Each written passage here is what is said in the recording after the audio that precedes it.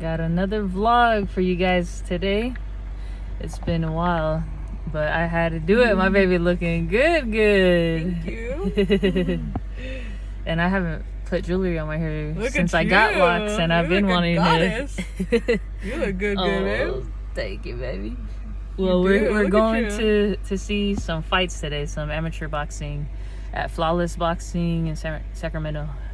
Andre Ward's gonna be there. I'm excited. I got his book, read it, and he's doing a book signing, so I'm about to get this signed. I'm so excited. Love you, baby. Love you. So stay tuned. We got some fights, and we'll see what we're gonna do after. Take a picture. Yeah. How do you feel? I'm so nervous You and excited. There's a lot of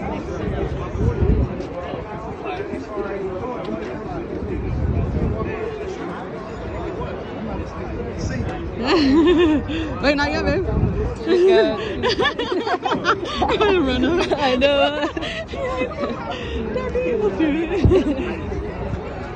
Go ahead. You good? How you doing? Hi. How you doing? Good to see you. You don't know what this book is. Yeah? Yeah, I cried like almost every page. Yeah, like so healing. I got back in boxing. I actually was supposed to fight, but my weight didn't go down. I was supposed to fight today. Yeah, that's what's up. Yeah, so Thank you so much. I appreciate you I still sharing got that. your picture too. Yeah, oh, that's a throwback. Uh-huh. What's your name? Liz. Huh? Liz. How long it take to finish it? She got it done pretty quick. 3-4 days, probably. She was back to back. You think you can sign that? Thank you, I appreciate it. Yeah, very smart. Thank you. I appreciate it. Yeah, for sure. Thank you for sharing that. You know, you do it, you think it's good, but you don't really know. You got to get feedback, you know? So Yeah. feedback is super dope. But he liked it, I love it. So I'm watching y'all that a little bit older, y'all know Gillette Tuesday Night Fights. And my brother's watching cartoons all the time. But I'm watching boxing. I'm watching Roy Jones, he watching cartoons. And then he just fell out of love with it. So you gotta know why you're doing it. And I believe you gotta love this sport to be able to do it. And you know, you gotta know why you're doing it. You know, you gotta truly love it. And if you truly love it, you gotta work. You gotta work. You can't cheat. You know, did you run today? No, I didn't run. Did you spar today? I don't want to spar today.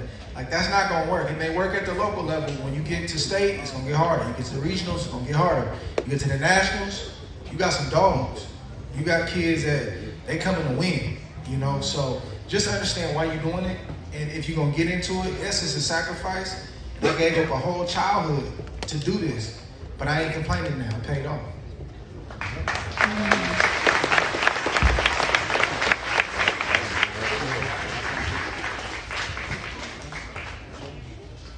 That's really what's gonna get you through like the hardest times. The darkness, the loneliness. That's really how you're gonna overcome it, is that passion, that love. That's really gonna give you determination. That's the only way you're gonna get through it, because you can get by so far on talent, you get by so far on athleticism, speed, and all those attributes, but it ain't always gonna work for you know? And when you get to the person or the match, the fight that it doesn't, then what do you do? You know what I mean? And that's where I think that's where the internal part comes in, the intangibles. When was your moment when you surrendered to God? That's a good question. So early on in my life, my dad gave me, you know, understanding of my faith in God, and you know, my faith is kind of like his faith. But when my dad, you know, my mom and my dad struggled with substance abuse, all this stuff is in the book.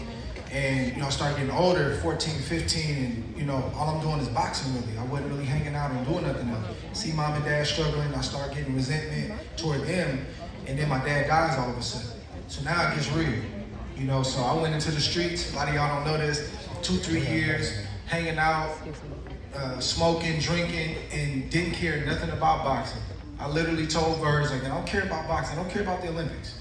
And he was like, son, you don't even know what you're saying right now. He said, if you let this pass you up, you're gonna regret this. And he just stayed on me, he kept praying for me. My mom, she's getting her life back together. She stayed on me. She kept just running me down. Man, you gotta get right, you gotta get right. And it took that period, man, where I really started to develop a relationship with God for myself. And I knew for me, it was a crossroads because I was throwing away my talent and gift. I was throwing my life away. And basically God was asking me a question. Do you want to do this and see how this goes? Because it's not going to end well. Or do you want to surrender your life to me? It wasn't just about boxing. Boxing was part of the plan, but it was more just my life. And in that dark place, dealing with depression, dealing with alcoholism, all this stuff. And I'm talking about dealing with this stuff, y'all, 17, 18. Nobody knew I was dealing with this stuff right before the Olympics.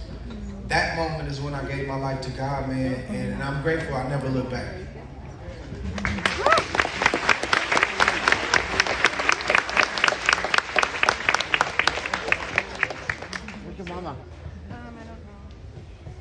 What was going through your mind when you got knocked down versus Kobe? I gotta get him back. I gotta get him back. Man, I wasn't supposed to be down there. I worked my whole career, my whole life to stay off the canvas. I don't even do sit-ups on the canvas. I don't stretch on the canvas. I don't do nothing on the canvas. Like, I'll go on the floor and do it. Because my whole life is we're not supposed to be down there. It happens. But I'm just happy that, like, I knew what to do when I got knocked down. Like, I knew to roll over, get myself together, get up. But you know, I don't think you can really teach, and the coaches know what I'm saying. I don't know if you can really teach that kind of a toughness and a grit and a resolve. You can encourage it, like, come on, you gotta go, you gotta fight. If they hit you, you gotta hit them back. But that thing in you that when somebody hits you, you wanna get them back, I don't know if you can teach that. And I'm thankful that I've always had that in me. You know, and I had my coaches to help me, you know, to encourage it. And, you know, times when I didn't believe, they helped me believe. So I needed help. But I always had that thing in me, B. You know, we done sparred, man. Me and this dude, bro. Woo, man. We done went some rounds. And Brandon, a lot of people know this is the toughest dude that I've had to deal with in sparring, hands down. Love sparring with him because he got me ready, but didn't like sparring with him because I knew I was going to have to bring him. So I got to give B a shout out, man. And never stop coming. Always in tip-top shape. Man, I gotta give him credit for that, but the Kovalev situation, what's in you, that's what's gonna come out of you in a pressure situation. So when y'all saw me get up, kind of smile, like, man, I gotta get him back, that's what was in it. I think everybody that been in the ring with you or been around you saw that knockdown was like, that's not it. This is just the beginning right here. And it's funny because when I was training with Bird, he's like, if you get knocked down, you get up, you start nodding your head and you smile. You got knocked down, you got up. I said, oh, there you go. He started nodding his head, he smiled. I said, Kovalev did for a long night or a short one, you know what I'm saying? All right. How important was Mr. Napoleon Kaufman to you? There's a two-part question. And can you explain the significance of killing the image and how it shaped your life? So just real quick, Napoleon Kaufman is my pastor. Been my pastor for 20 years now. Used to be an All-American running back at the University of Washington. Played for the Raiders for 6 years. Yes, sir. And then he retired and went into ministry. I met him at a pivotal time in my life, man, because me and my wife were in between churches. And to be real with you, I was kind of done with church at the time that I met him. You know, we had a bad experience at our previous church. And I've been hearing about him. I finally went to the church and talked to him. And I appreciated that man of God because he wasn't drawing people to who he was. He wasn't telling people, I'm Napoleon. He was pointing people to God. And that was different for me. And when I went there, I felt the presence of God. That also got my attention. And there was also a man that had walked the shoes that I had walked in before as a professional athlete, public figure and stuff like that. So that's how we met. And man, he's just been there for me at so many periods and times in my life. And to the young people in here, you need the people that you got in your life. I know right now it don't seem like you do. I know right now you think you know more than them, but you don't. And you need coach, parent, grandma, whoever's taking care of you, you need them. Because the road that you're walking down right now, they've literally already been down there. So they know, hey, it's a pothole right there. Yo, it's some dogs down the street. Don't go right there. Make it right and then go straight. They already know. And I'm a youth pastor, me and my wife at our church, and we got 5 kids at home, so we got a youth group at home. Anyway, But to the young people, I got a heart for the young people because y'all are the future. And I know what's plaguing y'all because y'all got the cell phones, you got easy access to everything right now. We had to work to do stuff. We wanted to get in trouble, we had to work for it. Y'all got it right here. Man, y'all are the future. Y'all got bright minds. Y'all gotta just know, man, you need the people around you. And if I didn't have somebody like Napoleon Kaufman in my life to tell me, Trey, don't do that. During my career, man, don't say that. Man, think about that. Hey, man, pray about that. I don't know. Y'all may have been reading about me on SportsCenter for doing something stupid. I don't know.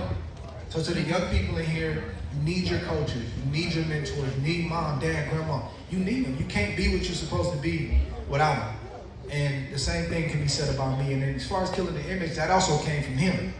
I called him one day and I was like frustrated because I was mentoring some young fighters. I'm like, man, they don't understand that. Like, I've been through what they've been through and probably worse. And he was like, Dre, you gotta kill the image. I was like, what do you mean? He was like, nah, who you are is real, but it's not who you've always been.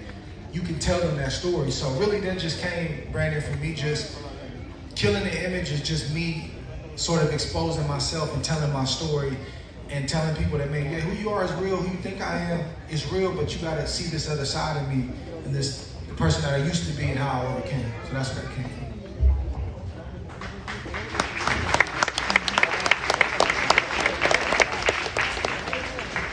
Just one more question. Like, you fought at the highest level, you talk about the Olympics, World Championships. I guess when we see like fighters like Floyd, they say he's taking those first few rounds to download information.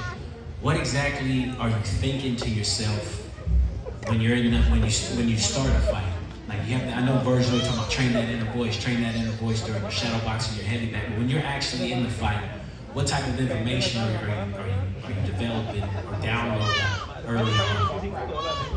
I mean, it depends on the type of fighter I'm fighting. If I'm facing a fighter with longer arms or shorter arms, like I'm trying to get my range, right? Like, you got to know what type of fighter you are. You may have shorter arms, and you fight a fighter with longer arms. You got to figure out how do I need to get closer. I need to get mid-range or really in close. So I'm trying to figure out the range where I can hit this person and not let them hit me. That's like the main thing.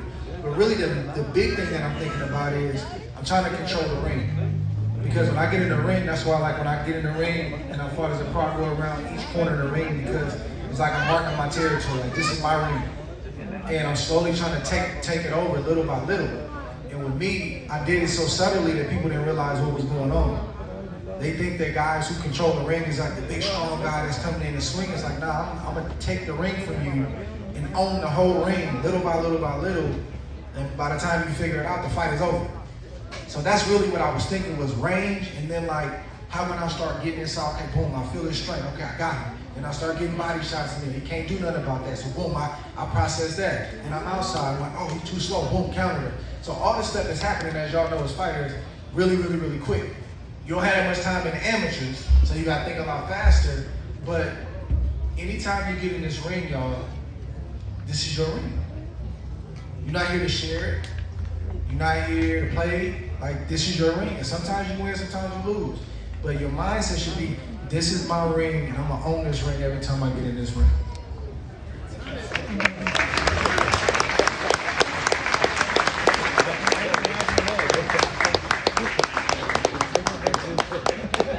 All right, guys, that wraps up the Q&A. Again, thank you, Andre, for coming out, man. I know. Just got done and we came here to go eat.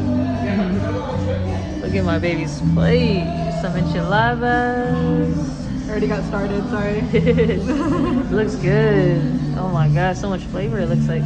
What are these again? Queso birria tacos. Queso what? Birria.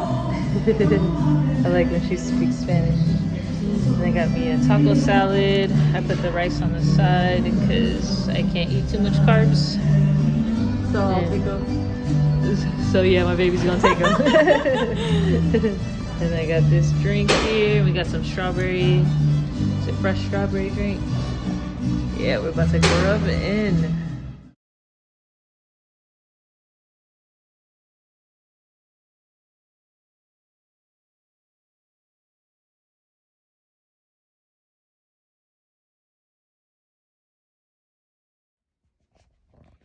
just got home from eating.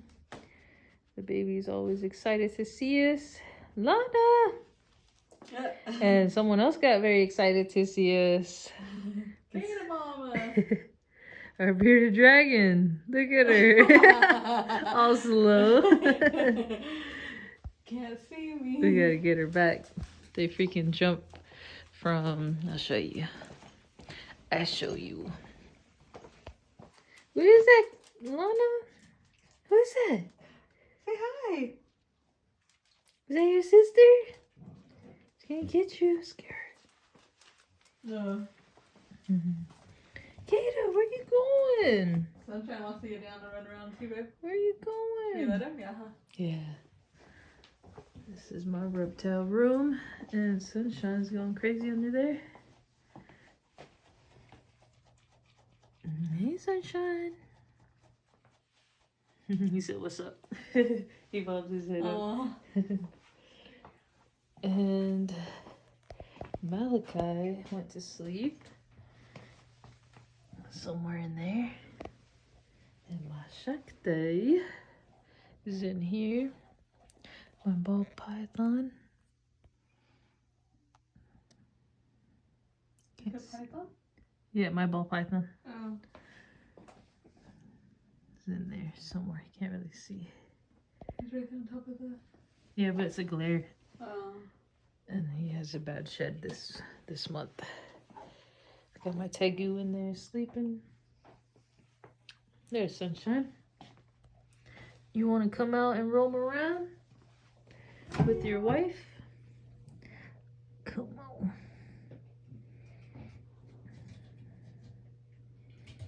Yeah, let's go. Let's go. Let's go. I'm gonna close the back door. Bring Kate over here. I'm gonna put her in the front room. I'll let them walk around. This is my bearded dragon. Sunshine. What you thinking? Beautiful. Look at those eyes. Look at that Mama, beard. Wow, beautiful. There's the little Kata. With her black beard. That's a boy. She got a mole.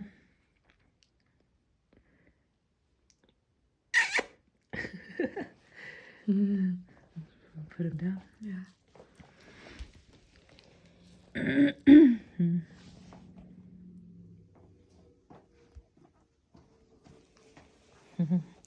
All right, we're about to change, get comfy, and end this vlog. Little short vlog. How was your day? It was great. How was your day? How did it feel I said I was about to end it. to meet your... It was so good. A lot of emotions. A lot of mixed emotions. But I had a lot of fun. It was nice. What emotions? It's too much. I don't know if I want to go. Because he started at the gym I started, and I haven't been there in a while. And just getting back into the boxing world. You know, it's just like, I don't know. I think and then not having my dad there, just a lot of different emotions. Yeah. Yeah. It's cool to meet And him. knowing that I was gonna fight that day too, or fight today too, and knowing that I could have been there, and Yeah.